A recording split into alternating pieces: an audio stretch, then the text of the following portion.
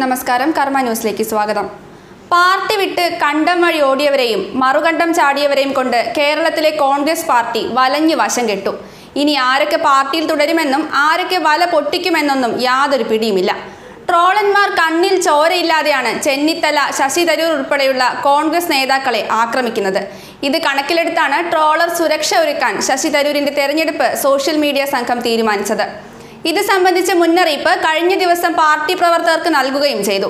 അച്ചടക്കമുള്ള party പ്രവർത്തകരായ നാം സംയമനത്തോടെയും സഹിഷ്ണുതയോടെയും മാത്രമേ ഈ തെരഞ്ഞെടുപ്പിനെ അഭിമുഖീകരിക്കാവൂ. ഇങ്ങനെയാണ് അറിയിപ്പിന്റെ തുടക്കം. എതിരാളികളുടെ പലതരത്തിലുള്ള പ്രലോഭനങ്ങളിലൊന്നും വീഴരുതെന്നും അവരുടെ വാക്കുകളിൽ പ്രകോപിതരാകരുതെന്നും അണികളെ ഓർമ്മിപ്പിക്കുന്നു.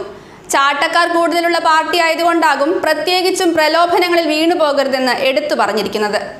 കൂടാതെ ആധുനിക സാങ്കേതികതയും സൈബർ ഇടങ്ങളും സൂക്ഷ്മദർശിനിയുമായി പിന്നിലുണ്ടെന്ന മുൻവിധിയോടെ അതീവ ജാഗ്രതയോടെ നാം പ്രവർത്തിക്കണമെന്നും പക്വതയോടെയും ശ്രദ്ധാപൂർവവുമായ ഇടപെടലുകൾ ഉണ്ടായില്ലെങ്കിൽ ഏതു വീഴ്ചയും നമ്മുടെ പാർട്ടിക്കും സ്ഥാനാർത്ഥിക്കും കൂടി കളങ്കമുണ്ടാക്കുമെന്നും തരൂർ പറയുന്നു. ചുവരെഴുതുന്നതിന് മുൻപ് ഉടമസ്ഥനോട് അനുവാദം വാങ്ങിയിരിക്കണം. യാതൊരു കാരണവശാലും പൊതുസ്ഥലത്ത് ചുവരെഴുത്തോ പോസ്റ്റർ പതിക്കുകയോ ചെയ്യരുത്. പോളിംഗ് ബൂത്തുകളുടെ 200 മീറ്റർ അകലെ വരെയേ പ്രചരണം പാടുള്ളൂ എന്നിങ്ങനെയുള്ള തെരഞ്ഞെടുപ്പ് പെരുമാറ്റച്ചട്ടം അനുസരിക്കണമെന്ന് തരൂർ സന്ദേശത്തിൽ പറയുന്നു. ഒടുവിൽ നേതാക്കളോട് ജാഗ്രതയോടെ പ്രവർത്തിക്കണമെന്ന് ഓർമ്മിപ്പിച്ചുകൊണ്ടാണ് സന്ദേശം അവസാനിപ്പിക്കുന്നത്. പാർട്ടിക്കൊപ്പം നിന്നിരുന്ന അവർ തന്നെ പാർട്ടിയെ തള്ളിക്കളയുന്ന ഈ ദുരന്താവസ്ഥയിലാണ് ശശി തരൂരിന്റെ സന്ദേശം എന്നത് ശ്രദ്ധേയമാണ്. പാർട്ടി ഇപ്പോൾ കൊഴിഞ്ഞുപോക്കിന്റെ ഭീഷണിയിലാണ്.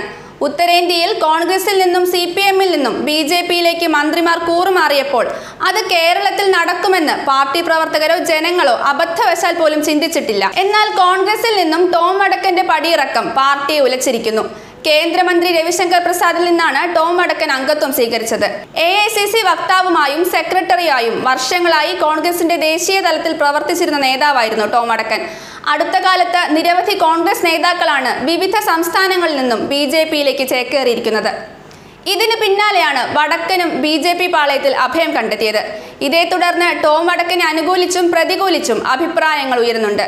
രണ്ടായാലും ക്ഷീണം കോൺഗ്രസ് പാർട്ടിക്ക് തന്നെ.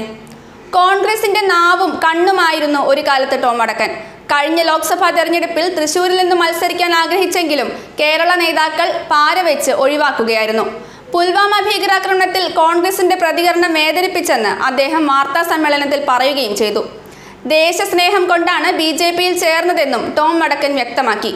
കുടുംബാധിപത്യം മടുപ്പിക്കുന്നു എന്നാരോപിച്ചാണ് സോണിയാഗാന്ധിയുടെ അടുത്ത അനുയായി കൂടിയായിരുന്ന ടോം വടക്കൻ കോൺഗ്രസ് വിടുന്നത്. ലോക്സഭാ തെരഞ്ഞെടുപ്പ് അടുത്ത സാഹചര്യത്തിൽ ടോം വടക്കൻ BJP-യിൽ ചേർന്നത് കേരളത്തിലെ കോൺഗ്രസിനും കനത്ത തിരിച്ചടിയാണ്. കൊഴിഞ്ഞുപോക്കിന്റെ പേരിൽ പാർട്ടി നേതാക്കൾ തലപുകഞ്ഞിരിക്കവെയാണ് ശശി തരൂരിന്റെ ബന്ധുക്കൾ BJP-യിൽ ചേർന്നുവെന്ന് BJP സംസ്ഥാന പ്രസിഡന്റ് PS ശ്രീധരൻപിള്ള അവകാശവാദം ഉയർത്തി വന്നത്. കൊച്ചിയിലെ സ്വകാര്യ ഹോട്ടലിൽ നടന്ന ചടങ്ങിൽ ശശി തരൂരിന്റെ ബന്ധുക്കളായ 10 പേർക്ക് അംഗത്വം നൽകിയെന്ന് പിള്ള പ്രഖ്യാപിച്ചിരുന്നു. എന്നാൽ തങ്ങൾ പണ്ടേ BJP അനുഭാവികളാണെന്നും ഇപ്പോൾ ഇങ്ങനെയൊരു ചടങ്ങ് എന്തിനാണെന്ന് അറിയില്ലെന്നും ശശി തരൂരിന്റെ ചെറിയമ്മ ശോഭന പറഞ്ഞു. കേരളത്തിലും കേന്ദ്രത്തിലും ഐക്യരാഷ്ട്രസഭയിലും വരെ കൈവച്ച കേന്ദ്രമന്ത്രിയായിരുന്ന ശശി തരൂർ എല്ലാ കാലത്തും കോൺഗ്രസ് പാർട്ടിക്ക് ശക്തമായ ഒരു മുതൽക്കൂട്ട് തന്നെയാണ്. പാർട്ടിക്കുള്ളിൽ നിന്നുള്ള പിരിമുറുക്കവും പുറത്തുനിന്നും പാർട്ടി അനുഭവിക്കുന്ന വിമർശനങ്ങളും പാർട്ടി നേരിടുമ്പോഴും തിരുവനന്തപുരത്ത് ലോക്സഭാ മണ്ഡലത്തിൽ കോൺഗ്രസ് പാർട്ടിയുടെ പ്രതീക്ഷയായി ശശി തരൂർ നിൽക്കുകയാണ്. അങ്ങനെയിരിക്കെ അദ്ദേഹത്തിന്റെ കുടുംബം BJP-യിൽ ചേർന്നു എന്ന വാർത്ത ക്ഷണനേരത്തേക്കെങ്കിലും പാർട്ടി വൃത്തങ്ങളെ സ്തംഭിപ്പിച്ചു കാണും. ഉടൻ തന്നെ ശശി തരൂരും പ്രതികരണവുമായി രംഗത്ത് വന്നു. ബന്ധുക്കൾ വർഷങ്ങളായി BJP-ക്ക് വോട്ട് ചെയ്യുന്നവരാണെന്നും എല്ലാ പാർട്ടിയിലെയും അംഗങ്ങൾ കുടുംബത്തിലുണ്ടെന്നും അദ്ദേഹം അറിയിച്ചു. CPM ഭാരവാഹികളായ ബന്ധുക്കളും തനിക്കുണ്ട്.